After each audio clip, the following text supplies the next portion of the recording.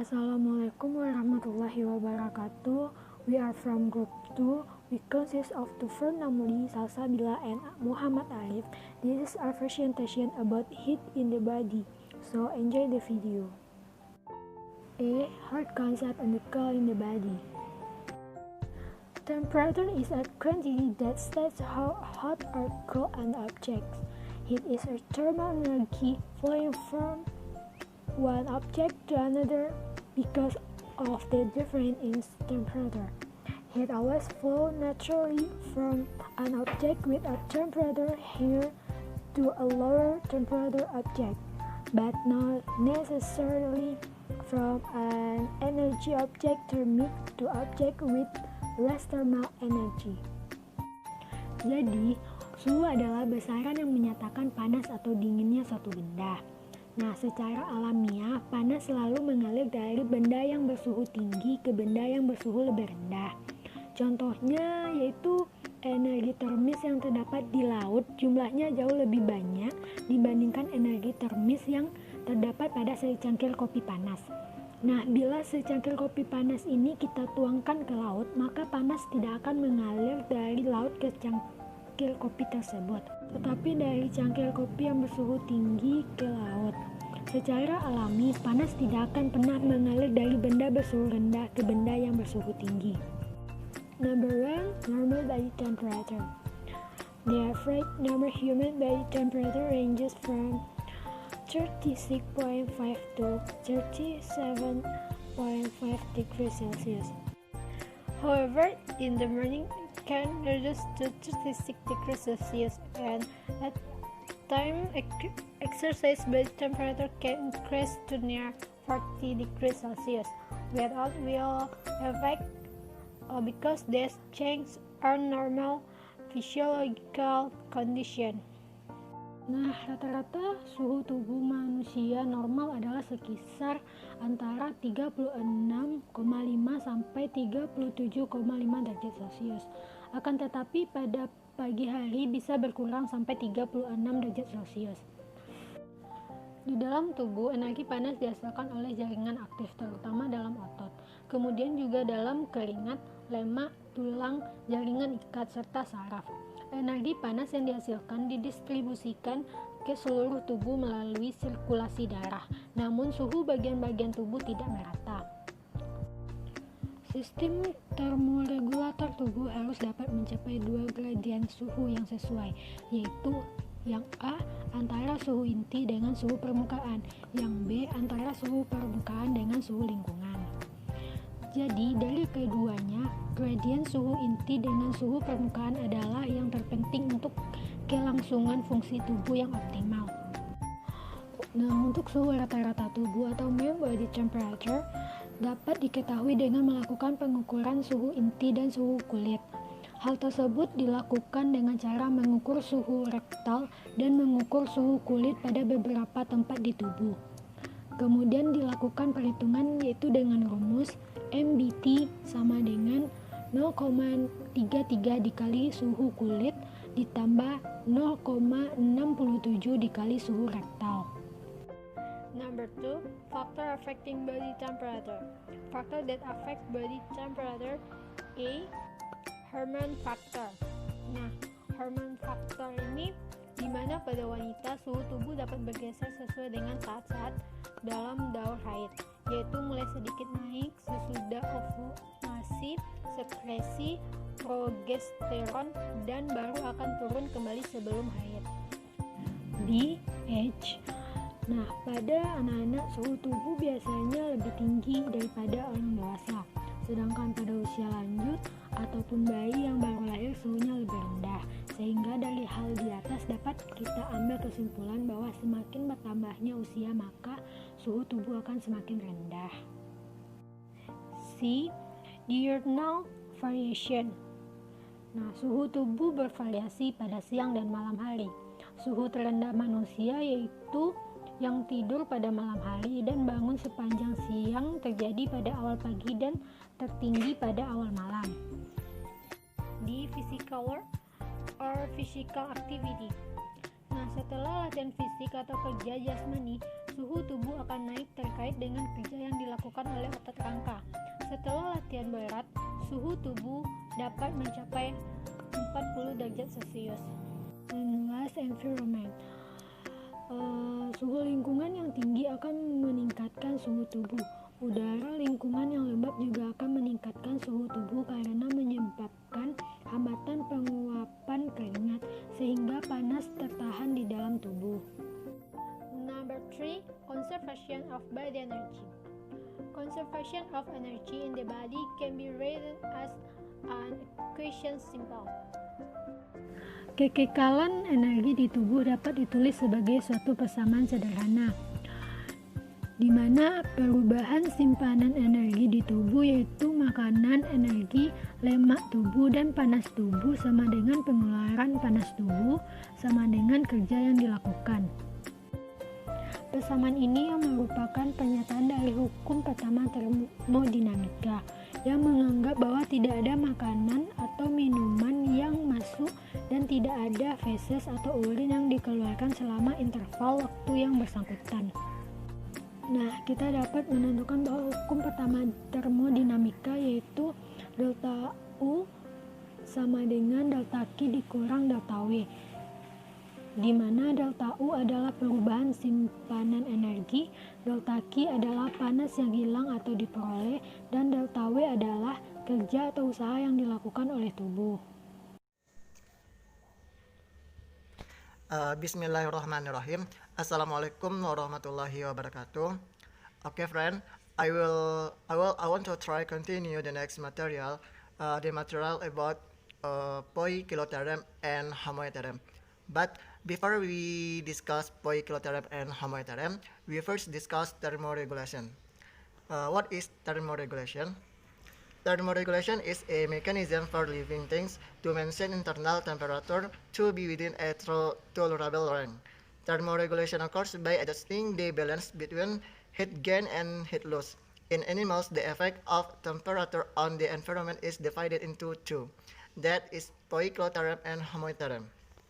Nah, apa itu termoregulasi? Termoregulasi adalah mekanisme makhluk hidup untuk menjaga suhu internal agar berada dalam kisaran yang dapat ditoleransi. Termoregulasi terjadi dengan mengatur keseimbangan antara perolehan panas dan kehilangan panas.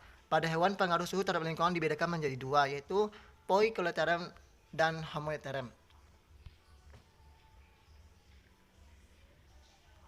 Oke, yang pertama itu poikilotheorem or ectotheorem. Poikilotheorem animal is an animal that is highly dependent on the temperature in its external environment to increase its body temperature, because only a little heat is generated from the entire metabolic system. The body temperature of this animal changes according to the temperature of the environment. This animal will be active when the ambient temperature is hot and will be passive or stay in a place when the ambient temperature is low. The first variable temperature, 2 height can be obtained from the environment, 3 set temperature behavior. An animal that are classified as poikilotheorem, the first species, 2 amphibians and 3 reptiles. Nah, untuk hewan poikilotheorem ini, hewan poikilotheorem ini merupakan hewan yang sangat bergantung pada suhu di lingkungan luarnya untuk meningkatkan suhu tubuhnya, karena hanya sedikit panas yang dihasilkan dari seluruh sistem metabolisme. Suhu tubuh hewan ini berubah sesuai dengan suhu lingkungan. Nah, jadi hewan ini akan aktif saat suhu lingkungan panas dan akan pasif atau diam di suatu tempat saat suhu lingkungannya itu rendah. Nah, untuk poikilotheorem ini, yang pertama yaitu poikilotheorem ini dari asal katanya itu poikilo dan theorem. Nah, theorem itu artinya adalah suhu atau panas. Poikilo itu artinya bervariasi. Jadi poikilotheorem ini suhu tubuhnya itu variatif atau rentang suhu tubuhnya itu sangat luas. Nah, yang dimaksud dengan suhu variatif ini adalah dia bisa merubah suhu tubuhnya sangat bervariasi. Rentangnya itu sangat besar terhadap lingkungan, atau bisa kita bilang dia akan berusaha untuk menyamakan suhu tubuhnya dengan lingkungan. Jadi kelompok hewan yang poikilotheorem ini dia memiliki suhu tubuh yang bervariasi. Dia bisa mengubah suhu tubuhnya menyesuaikan lingkungan. Supaya bisa hampir sama dengan lingkungan, bagaimanapun suhu tubuhnya tetap lebih tinggi dari suhu lingkungan. Jadi kalau dia di daerah dingin, dia akan ikut-ikutan dingin. Tapi ketika dia pindah tempat ke tempat yang panas, dia akan mengubah suhunya lebih panas. Nah, jadi suhu tubuhnya itu bisa berubah-ubah menyesuaikan suhu lingkungannya. Nah, yang kedua, jadi yang poin pertama itu poikilotherm itu dia itu bersifat suhu tubuhnya itu bersifat variatif. Nah, yang kedua, poikilotherm itu kedua kalor bisa didapat dari lingkungan.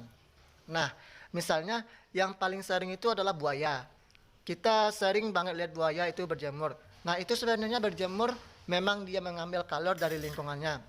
Dia biasa berjemur di bawah matahari, jadi ketika ada matahari terik, dia akan berjemur. Nah, ketika suhu tubuhnya sudah sangat panas, maka dia akan membuka mulutnya. Nah, itu supaya kalornya keluar. Jadi buaya buka mulut itu bukan buat nyari nyamuk atau lalat ya, karena buaya gak doyan sama nyamuk atau lalat. Nah, jika setelah membuka mulutnya itu suhunya masih panas, buaya ini akan nyemplung atau berendam ke dalam air. Kira-kira dia bisa mengambil, nah jadi kira-kira dia bisa mengambil kalor dari lingkungan. Ular pun juga seperti itu. Sering kita melihat ular yang di pinggir jalan. Nah, itu sebenarnya ular di pinggir jalan itu sebenarnya mereka ingin mengambil kalor dari lingkungan. Selanjutnya itu hewan poikilotherm itu mengatur suhu dengan perilaku. Nah, seperti yang sudah saya katakan tadi bahwa hewan poikilotherm itu juga disebut dengan hewan ektotherm, di mana hewan ektotherm itu ada Pisces, amfibi, dan reptil. Nah, untuk hewan ini seperti sudah saya jelaskan tadi bahwa buaya yang saya ceritakan tadi itu jadi ketika dia pengen badannya itu panas, maka dia akan berjemur. Ketika sudah kepanasan, maka dia akan mangap. Namun ketika sudah kepanasan lagi, maka dia akan menyemplung ke air. Atau misalnya beberapa kelompok serangga. Nah, misalnya ketika mereka lagi merasa mereka lagi kedinginan, mereka akan berkumpul di suatu titik sehingga panas bisa didapatkan. Jadi cara-cara hewan poikilotherm mengatur suhu mereka itu adalah dengan cara mengubah tingkah laku atau mengubah perilaku, berpindah tempat, dan lain-lain. Itu kira-kira ya. Selanjutnya itu hewan homothereum. Homothereum animals are animals whose body temperature commands from the production on heat in the body, which is a byproduct of tissue metabolism. The body temperature of these animals is relatively constant, not affected by the temperature of their surrounding environment. This is because the clean blood and dirty blood in this animal don't mix anymore because the valves in the heart are perfect. The first constant temperature. 2. Heat is obtained from metabolism or cellular respiration. And 3. Set temperature with physiological setting. And animals that are classified as homothereum include the first aves, 2 mammals atau mamalia. Nah, jadi hewan homothereum ini adalah hewan yang suhu tubuhnya itu berasal dari produksi panas. Yang produksi panas dalam tubuh yang merupakan produk sampingan dari metabolisme jaringan. Suhu tubuh hewan ini relatif konstan dan tidak dipengaruhi oleh suhu lingkungan sekitarnya. Ini karena daerah bersih dan daerah kotor pada hewan ini tidak bercampur lagi karena katup jantung sudah bersempurna. Nah, hewan yang tergolong dalam homothereum ini adalah Aves mamalia. Teman-teman bisa lihat contoh dari slide yang ada di slide. Oke, yang pertama itu homothereum. Hewan homothereum ini berbeda dengan hewan poikilotherem. Hewan homothereum ini suhu tubuhnya itu konstan. Jadi hewan homothereum itu mau dimanapun dia berada, jadi dia akan tetap memiliki suhu tubuh yang konstan. Nah, jika saya ambil contoh manusia. Manusia mempunyai kisaran suhu tubuh 36 derajat Celcius. Misalnya kalau dia pindah ke daerah kutub, daerah yang sangat panas, dingin, manusia akan berusaha mempertahankan suhunya tetap 36 derajat Celcius. Tidak akan berubah, pokoknya di rentang 36 derajat Celcius gitu ya. Terus bagaimana caranya? Di daerah dingin manusia akan memperkecil pembuluh darahnya, manusia akan menggerakkan otot-ototnya, atau ketika atau kita menyebutnya itu dengan menggigil. Nah, kalau kita berada di daerah yang dingin, kita akan menggigil. Nah, itu sebenarnya fungsinya adalah untuk mempertahankan suhu tubuh agar tidak berubah. Kalau manusia ditaruh di tempat yang panas, bagaimana caranya dia gak ikut-ikutan panas? Nah, dia akan membuka pembuluh darahnya sebar-lebarnya dan dia akan mengeluarkan suhu menggunakan air. Nah, air yang dimaksud di sini itu adalah keringat. Nah, ketika manusia di daerah panas, manusia akan membuang kalori sebanyak-banyaknya dengan cara mengeluarkan air air itu yang menjadi media pemindahan kalori dan menjadi media pemindahan kalori supaya suhu tubuhnya tidak ikut-ikutan panas. Nah, selain makhluk hewan homothereum ini suhunya konstan, yang kedua itu kalori bisa didapatkan dari metabolisme atau yang lebih tepatnya itu dari respirasi seluler. Nah, jadi untuk hewan kelompok berdarah panas itu, kenapa suhu tubuhnya bisa panas? Itu karena dia mendapatkan panas itu dari dalam tubuh atau dari metabolismenya. Nah, jadi ketika suhu sangat dingin, maka metabolismenya akan ditinggiin. Nah, intinya dia akan mendapatkan kalori dari respirasi seluler yang dilakukannya. Nah, jadi energi itu bukan hanya digunakan untuk beraktivitas saja, tetapi juga digunakan hewan homothereum untuk memanaskan tubuhnya. Nah, selanjutnya itu bagaimana mereka cara mengatur suhu tubuhnya. Kalau untuk hewan homothereum, dia akan mengatur suhu tubuhnya dengan pengaturan fisiologi. Nah, yang pasti itu akan diatur lewat otaknya, karena di otak itu ada reseptor yang berhubungan dengan suhu. Nah, gitu. Jadi memang yang mengatur itu adalah langsung dari otaknya. Jadi bisa saya bilang kalau untuk hewan Poikilotherium mereka itu atur suhunya dengan perilaku, sedangkan untuk hewan homothereum mereka mengatur suhunya dengan adaptasi fisiologi.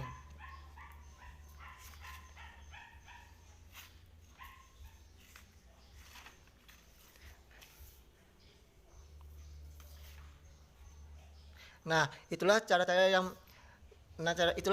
mereka lakukan untuk mengatur suhu tubuh, dan itu semua berhubungan dengan termoregulasi seperti yang sudah saya jelaskan sebelumnya.